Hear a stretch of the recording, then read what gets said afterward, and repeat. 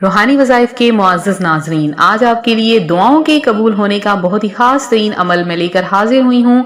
ये दुआ पढ़कर अगर आप जो भी दुआ मांगेंगे, अल्लाह पाक आपकी दुआ को रद्द नहीं करेगा और रब अपनी नेमतों के ढेर लगा देगा। आपने क्या करना है, ये छोटा सा नुस्खा, ये छोटा सा वजीफा कर लेना है और इसके साथ अगर आप दुआ करेंगे, आपकी हर दुआ फौरन कबूल हो जाएगी। तो आपने सबसे पहले किसी भी नमाज के बाद जब आप दुआ के लिए हाथ उठाएं, कोई भी आपकी हाजत हो, तो दुआ के लिए हाथ उठाकर आपने 3 बार दरूद पाक पढ़ना है और 11 बार या जुल जलाल वल इकराम, या जुल जलाल वल इकराम, सिर्फ 11 बार पढ़कर अव्वल आखिर दरूद पाक के साथ आपने दुआ मांगनी है।